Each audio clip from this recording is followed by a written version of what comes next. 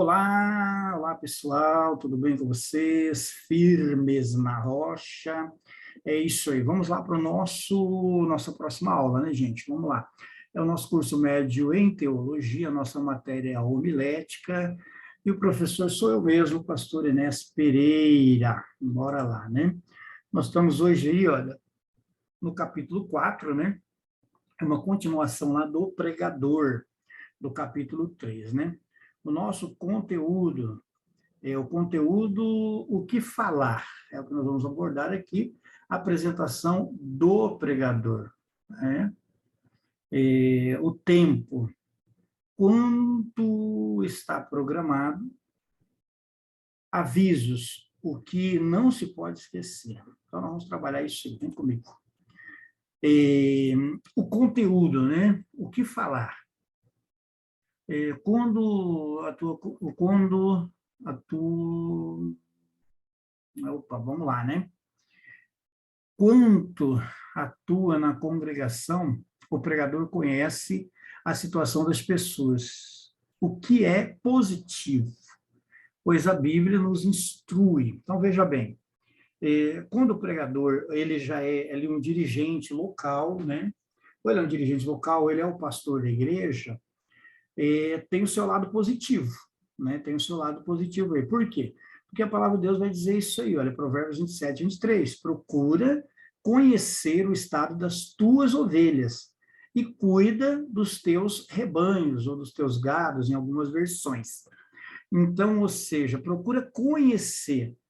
Então, quando nós estamos sobre o tema ali, o que falar, o que pregar, qual é a mensagem que eu devo entregar para a igreja no dia X lá que eu vou ministrar. Então, se você é o dirigente da igreja, se você é o pastor da igreja, você pode usar esse recurso da palavra de Deus, que diz que procura conhecer o estado das tuas ovelhas e cuida do teu rebanho. Então, de repente, está tendo muita fofoca no meio da igreja, você é o dirigente da igreja. De repente, está tendo discórdia, briga entre os irmãos. De repente, está tendo ali um irmão falando mal do outro, né? Então, você pode trazer uma ministração da palavra de Deus abordando esse tema, abordando esses assuntos. Seria como uma vacina para o rebanho, né? Então, isso você pode fazer quando você é o dirigente da igreja. Quem conhece a situação das pessoas, a quem se prega a palavra, pode oferecer o que elas necessitam. No entanto, o pregador, às vezes, é convidado e, portanto, desconhece, né? Desconhece as ovelhas, o pessoal ali onde você vai levar a palavra. Então, a gente tem que ter esses dois níveis aí de entendimento. Se você conhece o rebanho, a sua própria igreja, você conhece o rebanho, sabe de algum assunto que você precisa tratar, então você traz ali uma mensagem, você tem um assunto para falar, né? Você tem um assunto para direcionar o seu rebanho ali no domingo. Eu, por exemplo, costumo dizer para as pessoas, para pastores amigos, que quando eu estou pastoreando uma igreja local, ou dirigindo uma igreja local, eu prefiro, no dia principal de culto da igreja, que normalmente era aos domingos, eu prefiro eu mesmo ministrar a palavra. Por quê? Porque é o dia que todas as ovelhas vão vir se alimentar, vão vir para o culto, é o culto que vem a maioria das ovelhas. Então, nesse culto, eu, como pastor, prefiro estar ministrando nesse dia, tá bom? Por conhecer as ovelhas, precisar alimentar ali as ovelhas. Isso tem um lado bom e tem um outro lado também, um ponto positivo e um ponto negativo, que a gente vai falar daqui a pouco também. E quando convidado, e você não conhece o rebanho, não sabe o que está acontecendo ali na igreja, é óbvio que tudo isso, pessoal, é o Espírito Santo de Deus é quem vai estar conduzindo as nossas vidas, ele vai estar dando uma direção, né? Mas um homem conectado com Deus, ele está sempre atento, preparado para ouvir a voz de Deus.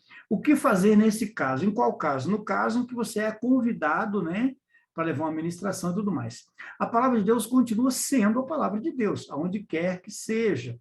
No entanto, o pregador deve evitar o risco de abordar um tema que seja irrelevante para a comunidade. Ou seja, por exemplo, você foi chamado para ministrar, né, para ir lá levar uma palavra naquele lugar lá, naquela igreja, mas ele tem um tema da noite, por exemplo. No domingo, o tema da família, num dia da semana, uma campanha. Então, você precisa ficar atento a isso. De repente, um tema que eles estão falando sobre os dons espirituais, os 9 dons espirituais. Aí, se você não tem uma comunicação com quem te convidou, como que você vai fazer? Você vai chegar, vai preparar uma mensagem no seu entendimento, no seu coração, chega lá para ministrar uma mensagem que não tem a ver com o que eles estão falando, porque eles já oraram, já jejuaram, já buscaram um tema, então Deus deu aquele tema, então você deve respeitar isso daí, tem que ter cuidado nisso. Ou trazer uma palavra que não tem a ver ali com o ambiente, né? Não tem a ver com aquele ambiente. Então, primeiro é conectado com Deus, está conectado com Deus, para saber o que é que Deus quer falar. E depois o que Deus já está falando, e só vai continuar confirmando através da sua vida ali naquele lugar. Não é a palavra de Deus que perde ou ganha, importância, aqui ou acolá. Mas as necessidades do público são diferentes de um lugar para o outro. Por isso, cabe ao pregador procurar conhecer as condições prevalecentes entre as pessoas a quem irá ministrar. Então, o pregador tem que estar antenado a isso. Né? Como que é o movimento dessa igreja? Por exemplo, uma igreja, se é convidado para ministrar numa igreja que eles guardam usos e costumes. E aí você prepara uma ministração e você vai falar que uso e costume é coisa antiga, que uso e costumes nos dias de hoje, uso e costume ele é temporal e passageiro, ele foi para um tempo, então, quer dizer, você vai causar um constrangimento, tem que estar sempre atento a isso. Lembre que nós estamos falando de o pregador, como que o pregador deve se comportar, e aqui é uma sequência, né? Então, tá. Saber a quem, antes de saber o que falar. Paulo recorre aos seus conhecimentos sobre filosofia grega quando pregou aos atenienses. Então, os atenienses, eles sofriam uma grande influência grega, eles vinham de uma grande influência grega. Ou seja, eles estudavam os livros dos grandes pensadores da Grécia, né? Eles estudavam livros dos romanos, então eles tinham conhecimento, e Paulo usa disso, né? Ele vai recorrer a esses conhecimentos para trazer uma pregação que aquelas pessoas ali, elas se identificassem naquilo que ele estava fazendo. Olha só, olha o que ele vai dizer aí em Atos 17, 28. Pois nele vivemos e nos movemos, e existimos, como alguns dos nossos poetas têm dito, porque dele também somos geração. Aí ele vai citar um dos nossos poetas tem ditos. Esses poetas gregos, na época, né? E o povo tinha esse conhecimento, então ele traz uma fala que é conhecida do povo. Então ele está trazendo um sermão para que o povo se identifique com aquilo que está sendo dito. Porém, ao escrever aos Coríntios, olha só, escrever aos Coríntios, usa o conceito de sabedoria, que ele conhecia, e recorreu à simplicidade. Porém, ao escrever aos Coríntios, usou o conceito de sabedoria que ele tinha, né, que ele conhecia, e recorreu à simplicidade. Então, o que ele vai escrever para os Coríntios? Vai escrever assim, olha, eu, irmãos, quando fui ter convosco, anunciando-vos o testemunho de Deus, não o fiz com ostentação de linguagem de sabedoria, porque decidi nada saber entre vós, senão a Jesus Cristo e este crucificado. Então, aqui ele já usa uma outra forma. Então, os coríntios, já sabedores de que Paulo era um homem bem preparado nas escrituras e preparado também em filosofia, preparado nos ensinos da época, em outras vertentes de ensinos da época, ele tinha um conhecimento vasto, né? Se fosse nos dias de hoje, ele seria, nos dias de hoje não, naquela época, ele seria um advogado, ele era um advogado, Paulo, era preparado para... era como um advogado, ele era conhecedor da lei da época, conhecia as leis, né, da época e tudo mais. Então, ele era cheio de sabedoria, né, e conhecimento. Então, duas coisas que caminham junto. Mas o que ele vai dizer para o pessoal de Coríntios? Ele vai dizer o quê? Ele vai dizer que ele não se apoiou nessa sabedoria, nessa linguagem de sabedoria, né? Porque decidi nada saber entre vós, senão Jesus Cristo crucificado. Ou seja, ele não usou da sabedoria que ele tinha, do conhecimento que ele tinha, mas usou ali das escrituras, daquilo que eles haviam conhecido acerca de Jesus crucificado. Então, ele está adaptando. No primeiro exemplo, ele está falando para pessoas que têm um nível de conhecimento, né, dos pensadores da época, dos poetas da época. Ele usa isso para chamar a atenção dos seus ouvintes, a arte de pregar. E aí ele usa a simplicidade aos coríntios, também a arte de pregar. Ele está usando essa arte de pregar, né? Ele não vai inverter, ele não vai falar de sabedoria, de poesia, de conhecimento vasto com o pessoal de Coríntios, não. Com o pessoal de Coríntios, ele vai falar sobre as escrituras sagradas, sobre Jesus Cristo crucificado. Então, ele está usando a arte de pregar, que é a nossa, né, a homilética, que é a arte de pregar. Bora lá, então, vamos caminhar aí, gente. Fazer-se fraco para ganhar os fracos não é difícil. Fiz-me fraco para com os fracos, a fim de ganhar os fracos. O apóstolo mostra que para fazer-se fraco, basta abrir mão da força que possui e agir como quem não tem força, ou seja, fingir-se de fraco e não agir com a realidade que possui. É renúncia, isso é renúncia. Todos os que são fortes podem fazê-lo. Às vezes, para se lograr êxito em uma obra, é necessário criar algumas estratégias como essa. Então, olha o exemplo que nós escolhemos para colocar aqui na nossa ilustração. Jesus lavando os pés dos discípulos. Então, Jesus, ele é mestre, ele é o forte, ele é o que deve aparecer. O ato que ele está fazendo aqui de lavar o pé de um discípulo é o ato de um servo, de um escravo. Era o servo, era o escravo que lavava o pé do discípulo. Mas o que Paulo diz lá? Olha, fiz-me fraco para com os fracos, com o fim de ganhar os fracos. Então, na verdade, aqui Jesus está querendo ganhar o quê? O coração desses discípulos. Porque esses discípulos vão receber um poder muito grande. E eles vão ter que trabalhar isso. Isso é a arte de pregar. Jesus está pregando com a sua vida, pregando com o seu exemplo. Nós vimos isso na vida, no capítulo de número 3, falando sobre o pregador. Então, Jesus faz isso com os seus discípulos. Por quê? Jesus era mestre, era filho de Deus, era vindo de Deus, Jesus sabia de tudo isso. Então, quando ele se ajoelha para lavar o pé do discípulo, o que Pedro vai falar para ele? Não, o senhor não pode me lavar os pés. Porque Pedro era judeu, sabia que isso é uma cultura judaica. É uma cultura judaica. Quando chega alguém na casa do judeu, vem um servo, um escravo, lava os pés, né, limpa os pés, uma forma de receber bem esse visitante. Então, eles viam Jesus como forte, como mestre, mas Jesus vai se fazer fraco, vai se fazer como um escravo, como aquele que serve, para apresentar para eles a arte de pregar. Jesus está pregando com seu exemplo ali, gente. Então, é isso daí, olha. Então, eu posso pregar para os meus alunos sem ser prepotente, sem ser arrogante, sem querer ser melhor do que todos, né?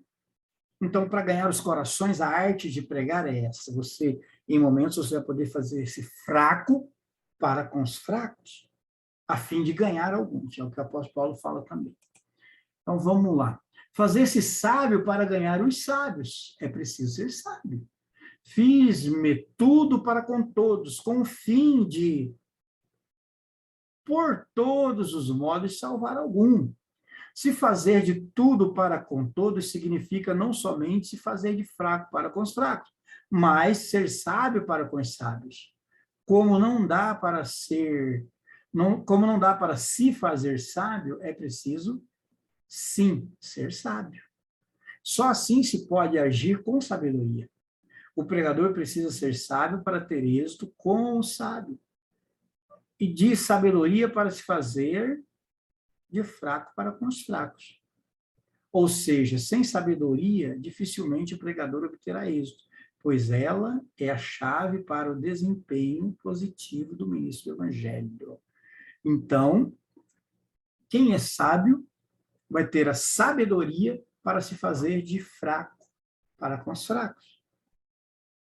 Mas só sendo sábio vai ter sabedoria para se fazer sábio para com os sábios. Então, Jesus, Paulo, principalmente o apóstolo Paulo, ele, como pregador, ele tem essa arte de pregar. Quando ele chega em um território desconhecido, ele vê um altar chamado um altar aos deuses. Ele vê, acho que foi em Atenas. Ele vê vários altares aos deuses. E aí ele vai ver um altar e ele vai falar assim, ele vai começar a pregar falando que aquele altar é o altar do Deus desconhecido. Ele usa o altar falando como o altar do Deus desconhecido. E chama a atenção daquelas pessoas, porque tinha vários deuses, então Deus desconhecido. Quem é o Deus desconhecido? Ele começa a pregar sobre o Deus verdadeiro. Então ele usa de sabedoria para com os sábios, ele usa de fraqueza para com os fracos, e assim a arte de pregar vai se aplicando na vida do pregador. Pedro sabia a quem e o que estava falando, por isso foi bem-sucedido em suas pregações. Olha só, Atos 2:41. Vamos conferir na Bíblia, né? Trabalhar um pouquinho de Bíblia aí. Atos 2:41, procurei sua Bíblia. A minha está abrindo aqui no meu celular, vou ler do celular, tá bom? Atos 2:41, né, gente? O que é que vai dizer no Atos 2:41? Bora lá. Atos dos Apóstolos, capítulo 2, o versos 41. Diz assim, olha, de sorte foram batizados os que de bom grado receberam a sua palavra. E naquele dia congregaram-se quase 3.000 almas. Olha a arte de pregar. A arte de pregar, você vai saber quando a sua pregação alcançou saber a quem determina o que falar. Saber a quem você está falando determina o que falar. Então, depois do sermão que Pedro vai pregar no Atos 2, e qual é o sermão do Atos 2? Cumprindo-se o dia de Pentecostes. Então, qual é o sermão de Atos 2? O sermão de Atos 2 é aquela ministração que Pedro faz após a descida do Espírito Santo. As pessoas olham e veem que eles estão cheios do Espírito e elas acham que eles estão embriagados. E aí Pedro vai começar pregando, olha, nós não estamos embriagados, agora é a terceira hora do dia, ou seja, 6, 9, terceira hora do dia, das 6 às 9 da manhã. Então agora são 9 horas da manhã, nós não estamos bêbados. Aí ele vai começar a pregar, olha a arte de pregar. Aí ele vai fazer lembrado, aquele povo que está ouvindo, que a maioria era povo judeu, ele vai fazer lembrado da promessa de Joel. Você vai ler isso aí, da promessa de Joel, que nos últimos dias o Senhor derramaria do seu espírito sobre toda a carne. Aí, olha só, saber a quem determina o que falar. Então, é um grupo de judeus que está dizendo, olha, eles estão bêbados, é 9 horas da... Aí ele vai começar a dizer, olha, é 9 da manhã. Pedro vai dizer, é 9 da manhã. Como que estamos bêbados? Nós não bebemos nada, somos muito cedo para beber alguma coisa. Mas o que está acontecendo? Pedro vai falar a arte de pregar. Olha, o que está acontecendo é que Joel profetizou nos últimos dias, o Espírito do Senhor seria derramado sobre toda a carne. Ele vai estar trazendo essa pregação, a arte de pregar. Aí ele vai falar para esses irmãos, e ele vai pregar até chegar ao nível de que os irmãos vão se converter, recebendo a palavra. Olha só, no 41, né, que a gente acabou de ler. Olha o que diz no 41, que é o resultado da pregação, da arte de pregar. De sorte que foram batizados os que de bom grado receberam a palavra, e naquele dia quase 3.000 almas foram batizadas porque receberam a Jesus naquele momento. Então, saber a quem determina o que falar. Então, ele sabia, quem é que está diante de mim? Um povo judeu. E quais são os acontecimentos o que está acontecendo ali naquele momento? A festa, a grande festa em Jerusalém, a festa do Pentecostes em Jerusalém. Aí ele vai pregar em cima disso, vai pregar para essas pessoas e vai falar do Messias que havia de vir, que era isso que tinha acontecido ali. O Espírito Santo havia, porque eles haviam matado o Messias, agora o Espírito Santo havia vindo, essas pessoas receberam a palavra e aceitaram a Jesus. Então, saber a quem determina o que falar. Eu sei para quem estou pregando. Né? Então, é isso aí, gente. João sabia que os seus ouvintes tinham conhecimento de que o Logos era o princípio de todas as coisas. Então, usou esse conhecimento e concluiu. Concluiu o quê? João 1:14. o Logos que existe desde o princípio, que era Deus, se fez carne. Aí nós vamos abrir lá, ele está falando para que público agora? Jesus está falando para que público? Ele está falando para as pessoas que tinham esse nível de conhecimento acerca do já, acerca do agora. Então, ele vai falar sobre isso. Olha, no princípio era o verbo estava com Deus e o verbo era Deus. Quem é o Logos? O Logos é o verbo, é a palavra. O Logos é o verbo, é a palavra.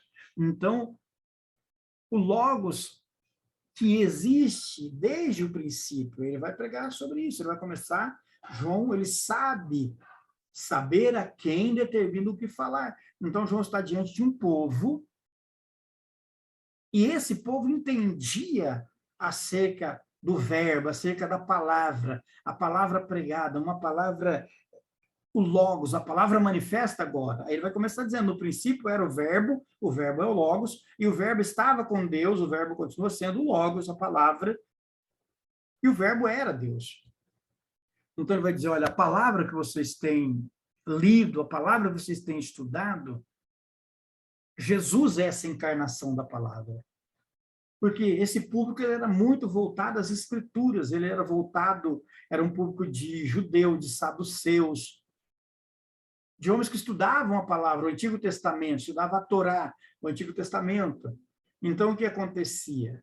Agora, João está falando para esse povo, está dizendo, olha, a palavra que vocês estudaram, a palavra que vocês ouviram desde o princípio, logos, porque logos é uma palavra grega, né? Logos é uma palavra grega. Então, o logos, a palavra que vocês tanto estudam, ela se fez carne, é o que ele vai estar dizendo. A palavra se fez carne e habitou entre nós. Ele vai falar sobre isso. Aí ele vai continuar falando, olha, ele veio para os seus não receberam, mas todo quanto receberam foi dado o direito de serem feitos filhos de Deus. Então, saber a quem determina o que falar. Apresentação do pregador.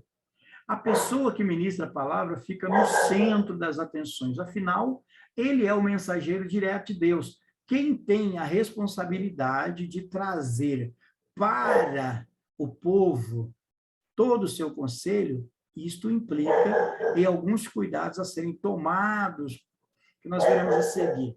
Então, a apresentação do pregador. Como que é a apresentação do pregador? A sua postura diante do púlpito, a roupa que você vai vestir, a maneira com que você vai falar, a apresentação do pregador. Vamos lá. Olha aqui, um exemplo a não ser seguido aqui, olha.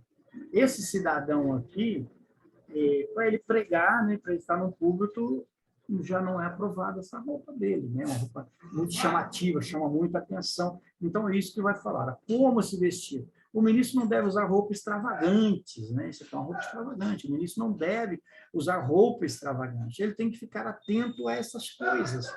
Ele precisa ficar atento a essas coisas. Então, o que acontece?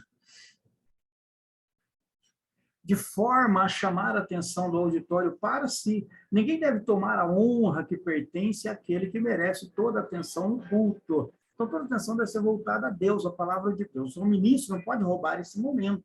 Ele precisa ser um condutor dos homens a Deus, e não dos homens para si mesmo. Muitos são os que exageram nas cores de roupa, com combinação que servem para provocar risos no público. A roupa deve estar limpa, ou seja, isso é coisa de circo, né?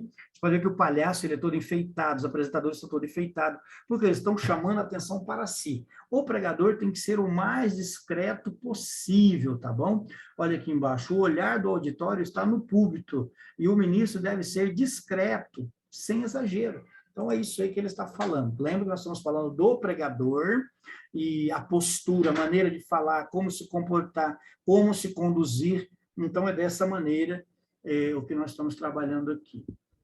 Como se veste quem convida? Como se veste quem convida? Então, isso é importante para nós, essa observação. Olha aqui a nossa ilustração que nós colocamos, olha aqui. Se você olhar aqui, você vai ver que o púlpito é uma prancha de surf. Então, que igreja é essa daqui? É a Igreja Bola de Neve, a igreja que foi fundada por um surfista, né, o apóstolo Rina, se não me falha a memória. Ele é o representante da Bola de Neve no Brasil. Então, uma prancha de surf. Se eu for convidado para pregar lá, vai ficar bem apresentado eu pregar lá na Bola de Neve, de terno, gravata, como nas igrejas que tem esse nível? Vai ficar meio desproporcional. É ou não é? Não digo que não possa ir, mas não seria o ideal. Como se veste quem convida? Convidou você para ir, você tem esse direito de perguntar para a pessoa. Eu já falei para vocês aqui numa de nossas aulas, que eu sempre pergunto o tema da noite, qual o direcionamento desse culto, para estar preparado para isso, né? Aqui nós vamos ver se for um culto de jovem, qual que é a minha apresentação, a minha aparência, como que eles se vestem lá para um culto de jovem. Então, tudo isso é muito importante, que o pregador, lembra, nós estamos aqui aprendendo a arte de pregar, a arte de se comunicar, de se apresentar, tá bom? A falta de comunicação pode, às vezes, levar a pessoa a ficar em situação incômoda.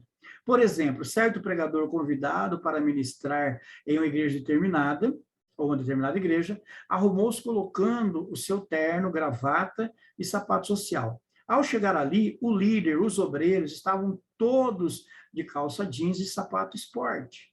Ele ficou se sentindo um extraterrestre naquele ambiente. E, além disso, muitos de fora que chegaram pensavam que fosse ele o líder daquela igreja, pois somente ele estava diferente dos demais. Então, esse cuidado que nós temos que ter mencionado aqui e que está aqui na nossa ilustração, tá bom, gente? Procura sempre conversar. Aqui é a mesma coisa, olha. Aqui estão pregando para um grupo de jovens, então o ministro está mais despojado, calça jeans, camisa polo. Agora, se eles aqui terno e gravata, né, um calor terrível ali durante o dia, pessoas ali de short, de bermudas e tal, ele fica meio desproporcional, né? Não é legal isso aí. Então, tem que estar sempre atento a essas coisas. Gratidão. Quando convidado, o pregador deve ter a educação, né? Para aquele que o convidou, olha, de agradecer a quem o convidou. Então, isso aqui é muito importante, a gratidão, você fazer sua apresentação. A arte de pregar, gente. Estou lá no púlpito. Então, veja quantas coisas a gente vai... Né? É um conjunto de coisas, né? É uma receita, como a receita de um bolo. Um bolo, você não joga ele no forno, ele sai um bolo. Não, é toda uma receita, né? 2, 3 ovos, um pouco de leite, um pouco de manteiga, se é de bolo de fubá, um pouco de fubá. Então, é um conjunto de coisas. O pregador também é assim, é um conjunto de coisas para ele chegar nesse nível da arte da pregação. Então, é a aparência, é o cuidado com o que vai falar, é o zelo com a administração do que vai ser dito. E quando chego lá, estou aqui no ponto, eu preciso ter esse cuidado de saber o nome do pastor da igreja que está ali presente, né? Por exemplo, eu fui pregar em algumas igrejas que as pessoas, que o pastor da igreja não sabia o meu nome, o pastor, o líder da igreja não sabia o meu nome. Na hora de me apresentar, ele não sabia meu nome, é Oséias, não é o nome do irmão? Ah, não, gente, como que é o nome do irmão? Ah, não, o pastor Enéas. Ah, o pastor Enéas, desculpe, é o pastor Enéas. Então, isso é uma falta de cuidado. A mesma coisa sou eu quando chegar para me apresentar como o pregador, eu preciso... fui convidado pelo irmão da igreja, né? Fui convidado pelo irmão José. Mas eu vou perguntar para o irmão José, qual que é o nome do seu pastor, da sua pastora, se é que ela tem pastora, é bispo, é apóstolo, qual é a nomenclatura que a gente usa, né? Bispo, apóstolo, pastor, presbítero, como que, não, lá é o pastor Valdemir, pastor Valdomiro, pastor, né? O fulano e a pastora ciclana. Então, preciso, de antemão, saber disso, para poder me apresentar. Acho que, olha, gente, eu sou o pastor Enéas, né? Estou aqui, vim com alguém, apresenta a pessoa que você veio. Quero agradecer, eu sou grato aqui, né? Quero agradecer ao nosso irmão que nos convidou e agradecer ao pastor dessa igreja por confiar ao público, né? O pastor Valdir, a pastora, a esposa dele, a dona Maria, né? Chama pelo nome as pessoas. Gratidão, mostrar gratidão por isso, pelo convite, e mostrar ser amável nesses momentos que está na nossa tela aí, né? Então, isso é muito interessante. Tempo. Quanto está programado? No momento do convite, o pregador já deve fazer algumas perguntas, é o que eu estou falando para vocês. Então, vai pregar em algum lugar? Se é na tua igreja, você sabe como funciona, mas vai pregar em um lugar que você foi convidado? Já procura. Isso é regra. Ali no púlpito eu já procuro, já peço, já para o pastor, ele passou o microfone, eu já falo para ele, meu pastor, a partir de agora quanto tempo eu tenho? Deus fala assim, deixa Deus te usar. Aí eu faço a pergunta para ele, mas qual horário vocês costuma a encerrar o culto? Ele fala, a gente costuma encerrar 9h30. Beleza, eu vou trabalhar dentro desse horário. Não é porque ele foi gentil comigo e disse, não, deixa Deus te usar, que eu vou terminar o culto 10h30, se o culto dele termina 9h30. Vou terminar 10 horas o culto. Eles estão acostumados a terminar o culto 9h30. Mas ele quer ser gentil comigo, deixa Deus lhe usar aí. Outros não, outros já falam, meu pastor, o senhor tem aí 40 minutos para a ministração, porque a gente ainda tem alguma coisinha a fazer depois da ministração. Beleza. Mas quando diz assim, não, deixa Deus te usar, eu faço a pergunta. Mas, normalmente, nesse dia de culto, qual horário que vocês costumam encerrar o culto? Ah, nós costumamos encerrar 9h30, meu pastor. Aí, não importa se é 9h20 que eu vou começar a pregar, não importa se é 9 horas que eu vou começar a pregar, eu vou resumir o que eu tenho dentro do horário, porque eu vou procurar, né, me esforçar, e é o correto a se fazer, a entregar ali, a não ser que é uma festividade, né? A não ser que é uma festividade, os horários estouraram, aí o pastor, aquele que vai passar para você pregar, vai falar, olha, meu irmão, você pode ficar à vontade, você pode ir até umas 10 horas, né, porque nós estamos avançados no horário, você pode ir até umas 10 horas, não tem problema. Então, é sempre bom, tá certo, gente? Para não ficar aquela coisa constrangedora, porque o culto todo aconteceu, e aí, num momento muito importante da palavra, você pode colocar tudo a perder, passando muito do horário, a pessoa já não vai prestar atenção no culto e nem em Deus, vai embora murmurando. Então, vamos lá. Cuidados que o pregador deve ter, né? O tempo é estabelecido por quem convida, né? Então, a pessoa que convida é quem estabelece tempo. Você pode também, né? Você pode também, porque, como dizem por aí, o combinado não é caro. Então, você pode também, quando for convidado, meu irmão, como que funciona lá? Ah, é uma festividade. É uma festividade? Então, olha, eu não sei quanto tempo vocês dão para o pregador, mas eu preciso, para um desenvolvimento das minhas ministrações, eu preciso de, no mínimo, 40 minutos. Ou eu preciso de, no mínimo, 1 hora de ministração, tá bom? Aí ele vai conversar com o pastor dele e já vão estar sabendo, o combinado não é caro. Tá certo, gente? Então, é isso aí que a gente usa. As igrejas têm um costume diferente, cada igreja tem um costume diferente uma da outra e tudo mais. A liturgia do culto é diferente, então a gente tem que estar atento a isso. Lembrando, estamos falando do pregador. Todo esse cuidado o pregador tem que ter para quê? Para ele ter uma boa homilética. Lembra que a homilética é uma palavra grega, é a arte de pregar, tá bom? Para ele ter uma boa pregação, para as pessoas entenderem o que ele está pregando e o nome de Deus ser glorificado. Agenda. Convém controlar por meio de agenda todos os compromissos. O não cumprimento denigre a imagem do pregador e compromete seu ministério. Em outro tempo, nós vamos ver sobre isso daí. Então, o pregador, quando ele começa a se destacar, no princípio, eles têm esse cuidado. Eles cumprem a agenda, chegam no horário certinho e tudo mais.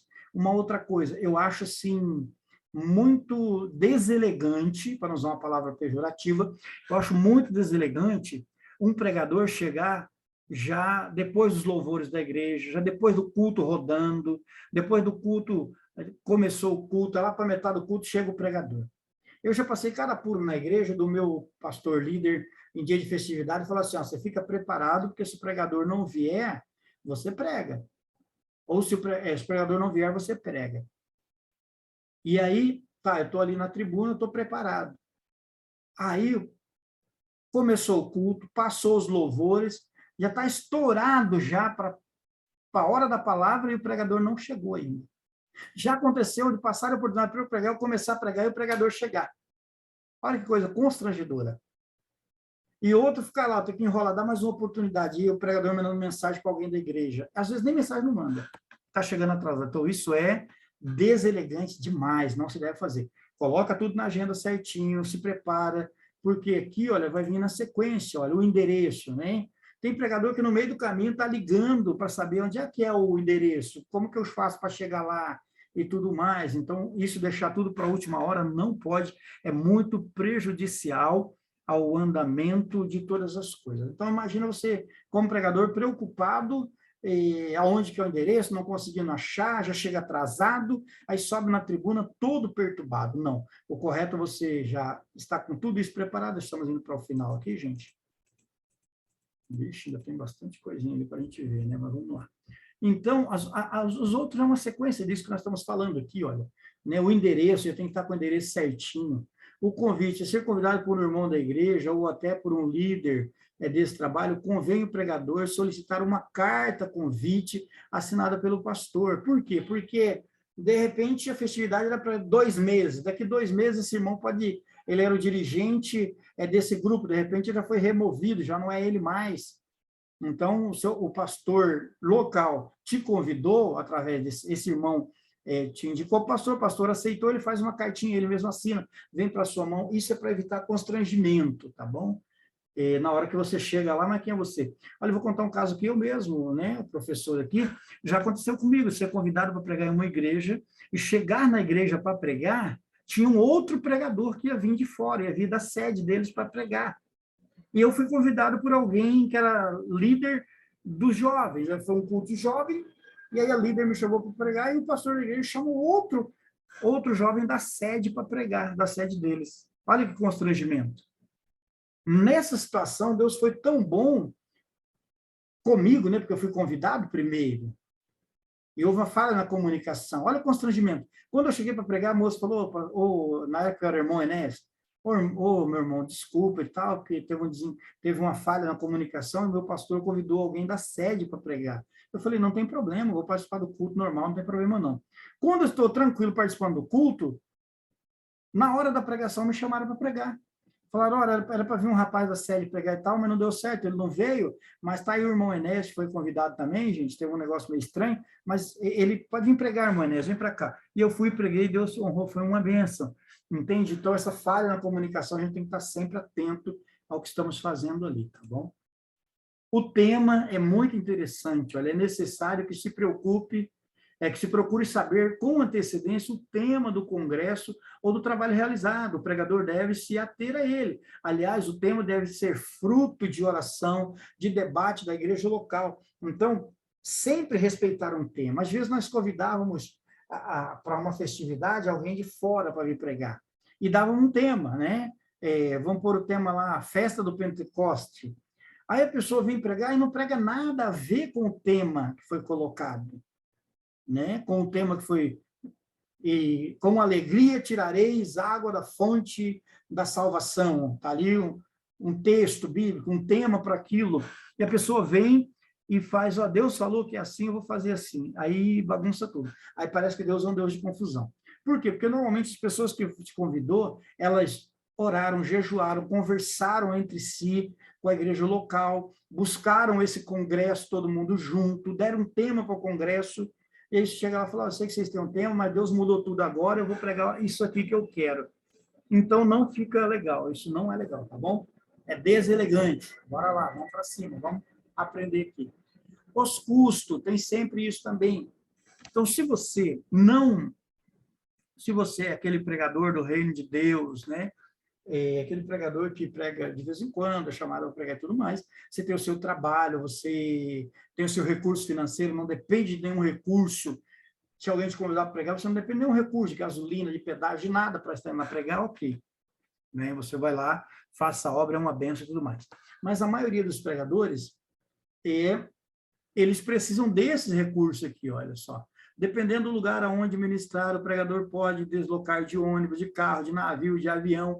Cabe ele fazer o cálculo de todos os custos envolvidos.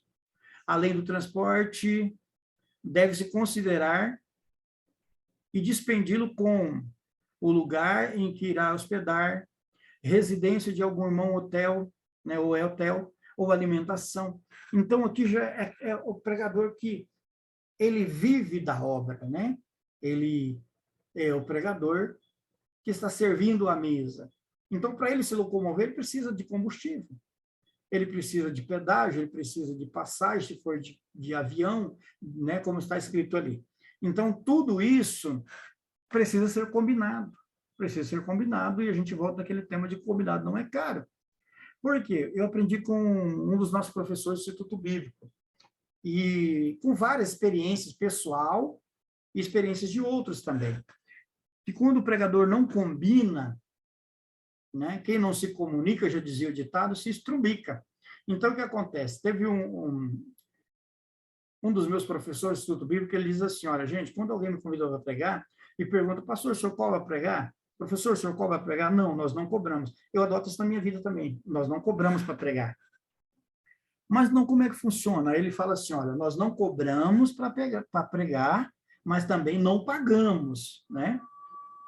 Por quê? Porque às vezes as pessoas nos chamam para pregar, e aí é longe, tem pedágio, tem combustível, tem tudo.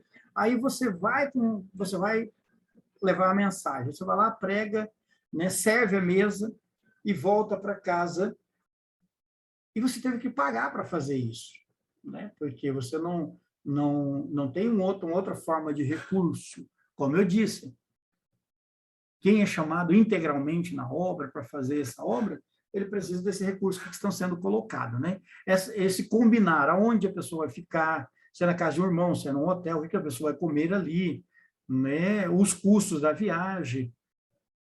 Normalmente, é bem bacana se a igreja fazer uma oferta para o pregador, e não o pregador cobrar um cachê, porque já virou bagunça isso na nossa nação, né? Estão parecendo artistas e tudo mais. Então, tem tudo isso daí, gente.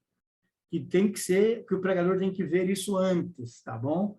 O meu professor mesmo já falou que uma vez ele foi pregar uma cidade vizinha, ele chegou lá, não combinaram nada, ele chegou lá, fez a ministração, tudo.